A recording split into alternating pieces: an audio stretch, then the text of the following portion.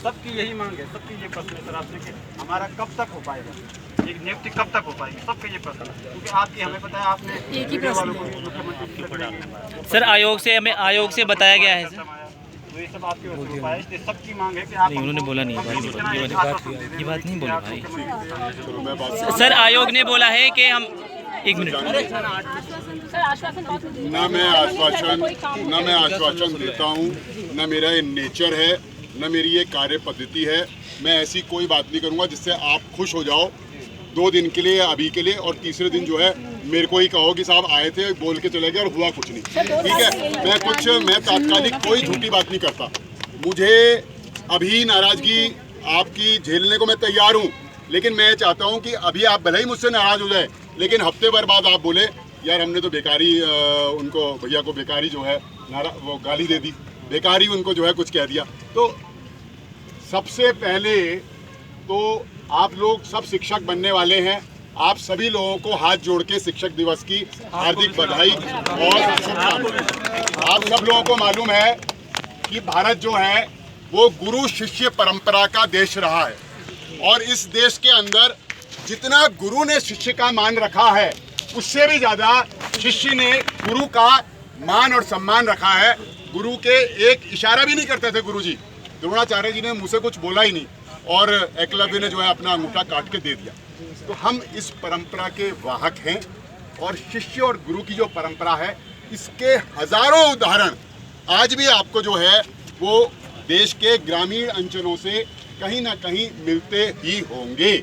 तो मैं बात को उधर न ले जाते हुए एक बार पुनः आपको शिक्षक दिवस की हार्दिक बधाई, शुभकामनाएं, इस मन से कि आपका सितंबर के अंदर आपके सभी के हाथ में ज्वाइनिंग लेटर आ जाए सर। और उसके बाद आप केवल, मुझे कुछ नहीं चाहिए, जब आपका ज्वाइनिंग लेटर आ जाए तो एक गुड़ खिला देना मुझे। बहुत ईमानदारी से बोल रहा हूँ कि यही परेड ग्राउंड में कब तक मौसम अच्छा हो जाएगा, गांधी पार्क में बैठ जाएंगे। सब लोग नहीं भी आ पाए तो आधे ही लोग आ जाना, आधे भी ना आ पाए तो 1/4 आ जाना, और इसी गांधी पार्क में गुड़ मूंगफली खा लेंगे और चाय मेरी तरफ से हो जाएगी, और भंडारा भी मैं जो है आप लोगों के सहयोग से कराई। सर प्लीज एक बात, मैं माफी चाहता हूँ भाई जी, मुझे पूरा करने दो, जब आप पूरे कहीं नहीं जा रहा हूँ। अब देखो, आप लोगों के प्रकरण में मैं 1-1.5 महीने से सक्रिय हूँ लगातार। जब संतोष बडोनी जी अधीनस्थ चयन आयोग के सदस्य वो सचिव थे, तभी भी मैं उनसे लगातार बात करते रहता था, और जब से रावत जी आए हैं, वर्तमान वाले सुरेंद्र सिंह जी है ना, सुरेंद्र सिंह रावत जी जब से आए हैं, ये भी भले आदमी हैं, फोन हमारा तो कम से कम अटेंड करते हैं, रिप्लाई भी देते हैं। बडोनी जी भी अगर मैं दिन में 10 बार फोन करता था, अटेंड भी करते थे, रिप्लाई भी करते थे। अभी यहाँ पे आप लोगों के साथियों के बीच में ही मैंने स्पीकर ऑन करके सुरेंद्र सिंह रावत जी सचिव ये अधीनस्थ चयन सेवा आयोग से बात करी। 1 हफ्ते पहले जो मैंने बात करी थी तो उन्होंने उस समय भी यही कहा था, अभी भी उन्होंने यही कहा, इसमें थोड़ा प्रगति उन्होंने बताई। आपके सामने सारी परिस्थिति है इस प्रदेश की कि 22 वर्षों के काले कारनामे धीरे धीरे आ रहे हैं, घपले घोटाले आ रहे हैं। ये अच्छी बात है कि सरकार कम से कम स्ट्रॉन्ग कार्रवाई तो कर रही है, अच्छी बात है ना, ठीक हो गया। अब क्या हुआ, इसका जो असर है स्वाभाविक रूप से अधीनस्थ चयन सेवा आयोग पे पड़ना ही है। पहले चेयरमैन साहब इस्तीफा देके चले गए, सेक्रेटरी साहब को जो है सरकार ने ही हटा दिया, ठीक हो गया। कुछ लोग शायद वहाँ 1-2 पकड़े भी गए हैं। जो संस्थाएं डाटा कलेक्शन का या डाटाबेस बनाने का काम कर रही थी, जो एजेंसी, उसको इन्होंने हटा दिया क्योंकि उस पर कई आरोप लगे, हटाना भी चाहिए था। अब जब सप्ताह भर पहले मेरी सचिव अधीनस्थ चयन सेवा आयोग से बात हुई थी, उन्होंने कहा जुगरान जी मेरे को पूरी जानकारी है, 800 लोग जो हैं डॉक्यूमेंट वेरिफिकेशन यानी कि अभिलेख सत्यापन हो चुका है। मैंने उनसे कहा था विभाग को नाम जाने, उन्होंने कहा कोई दिक्कत नहीं है, दिक्कत केवल एक है कि डाटाबेस में मैन्युअली कराने की भी कोशिश कर रहा हूं, लेकिन वो हो नहीं पा रहा है, संख्या बहुत ज़्यादा है। डाटाबेस में सारी चीज़ें आती हैं, फिर वो खाली आपका नाम नहीं आएगा, बहुत सी चीज़ें आती हैं, अभिलेख भी आते हैं। तो मैंने कहा इसका आपके पास क्या हल है? उन्होंने मुझको ये बताया, ये 8-9 दिन पहले की बात है, कि सचिवालय में शासन में NIC होता है ना, यस सर। इसका फुल फॉर्म क्या होता है? National institute of communication. इसका काम क्या होता है?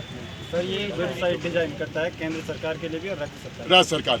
ये सरकारी एजेंसी है, सरकारी एजेंसी। ठीक हो गया। केंद्र सरकार का उपक्रम है। एक केंद्र सरकार का उपक्रम है। आपने देखा होगा कलेक्ट्रेट के अंदर सब जगह NIC का ऑफिस होता है, जो हर डिस्ट्रिक्ट वेबसाइट के नीचे NIC लिखा होता है। ठीक हो गया। तो सुरेंद्र सिंह रावत जी ने कहा, यार हम किसी चक्कर में नहीं पड़ रहे, हम NIC वालों से बात कर रहे हैं, आओ हमारा डाटाबेस बनाओ।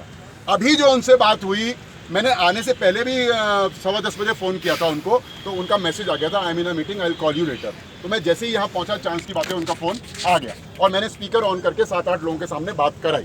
उन्होंने मुझसे ये कहा, NIC ये कह रही है हमको, यानी कि आयोग को, कि भाई आपको 1 साल के लिए चाहिए या 6 महीने के लिए। तो कह रहे हैं हमने 6 महीने के लिए उनको हायर कर लिया।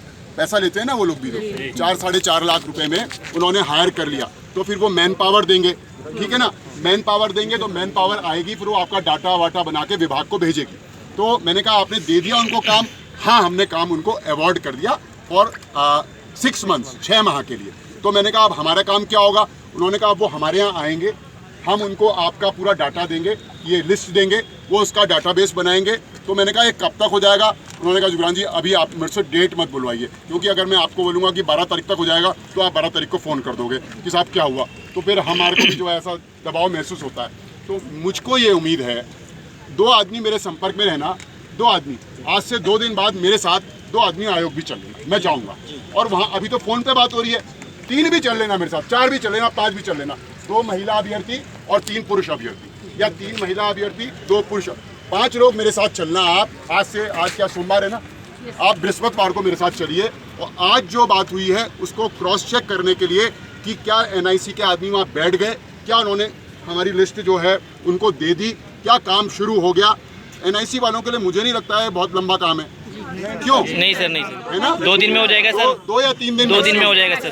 ठीक हो गया। ओके। हम ये डेडलाइन लेके चल रहा हूँ मैं, कि अगर इन्होंने कल भी आपका काम सौंप दिया या परसों भी सौंप दिया तो 3 दिन और, आज 5 तारीख है, और ये हर हालत में डाटाबेस बनाने का काम, और फिर निदेशालय वहीं जाएगा ना, शिक्षा निदेशालय। Yes sir, yes. मंडल जाएगा सर, गढ़वाल मंडल, कुमाऊं मंडल, ADO के पास जाएगा।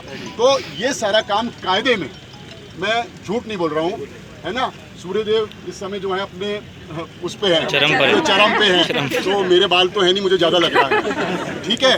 तो मुझको ये ऐसा लगता है कि 15 तारीख तक यह काम हो जाना चाहिए। 15 तारीख तक, यानी दोनों ADs को आपका लिस्ट पहुंच जानी चाहिए, डाटा पहुंच जाना चाहिए।